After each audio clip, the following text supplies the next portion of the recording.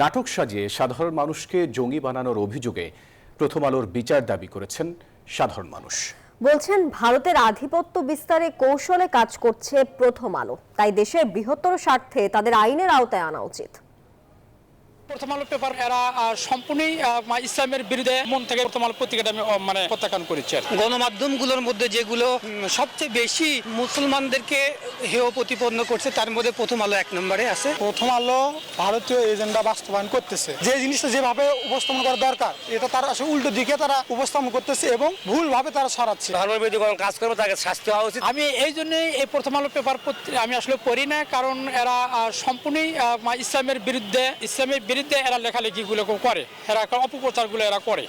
এই জন্যই আসলে আমি মন থেকে প্রথম আলো পত্রিকাটা আমি প্রত্যাখ্যান করেছি। ধর্মের বিরুদ্ধে কোনো কাজ করবে তাকে শাস্তি হওয়া উচিত এবং তাকে অবৈধ হিসেবে ঘোষণা করা উচিত। আসলে সংবাদ মাধ্যমগুলো অনেক স্বচ্ছভাবে তাদের তথ্য জনগণের সামনে তুলে ধরা উচিত, কিন্তু গত যে টার্ম আছে সেখানে প্রথম আলো আমরা দেখেছি যে ইসলামকে সাধারণত হেয় প্রতিপন্ন করার একটা ছোটোখাটো একটা তারা এজেন্ডা বাস্তবায়ন করতেছিল।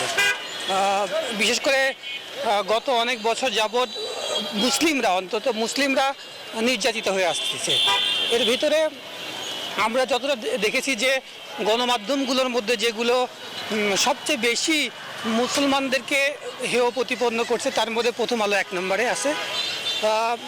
যেহেতু এখন একটা অন্তর্বর্তীকালীন সরকার আছে, জনগণের সবারই চাওয়া যে একটা সুষ্ঠু তদন্ত হোক এবং ন্যায়সঙ্গতভাবে যদি এটা বিচার হোক, যেখানে প্রকৃত যে দোষী ব্যক্তি তাদেরকে শাস্তির আওতায় আনা হোক। আমার মনে হয় হ্যাঁ, প্রথম আলো ভারতীয় এজেন্ডা বাস্তবায়ন করতেছে। এটা ভাবার কারণ যে বাংলাদেশের যে প্রেক্ষাপট বা যেভাবে দেশ চলতেছে এটার পুরোটাই তারা উল্টোভাবে উপস্থাপন করতেছে। বিভিন্ন সময় আমরা যে ক্রাইসিস মুহূর্তগুলো দেখি, এখানে তারা দেখায় যে আমাদের সরকারের দোষ, আমাদের জনগণের দোষ। আমরা বিভিন্ন আপনাকে বলি যে বর্তমানে যেটা চলতেছে যে আমরা সনাতনীদের ওপর অ্যাটাক করতেছি বা বিভিন্ন হিন্দুদের ওপর বা অন্যান্য ধর্মাবলম্বী মুসলমান ছাড়া যারা আছে তারা বা ক্ষুদ্র নিগোষ্ঠী এদের উপর আমরা আক্রমণ করতেছি বা বাংলাদেশ সরকার এটা ভালোভাবে চালাতে পারতেছে না। কিন্তু আসলে তো মূলত ঘটনাটা এইটা না, কিন্তু প্রথম আলো এটা এমনভাবে উপস্থাপন করতেছে যে এখানে সরকারের ব্যর্থতা, আমাদের ব্যর্থতা, যারা ছাত্ররা নতুনভাবে বিপ্লব করছে এখানে ব্যর্থতা, সব কিছু ব্যর্থতায় ভরপুর। এটা মানে যে জিনিসটা যেভাবে উপস্থাপন করা দরকার এটা তার আসলে উল্টো দিকে তারা উপস্থাপন করতেছে এবং ভুলভাবে তারা ছড়াচ্ছে।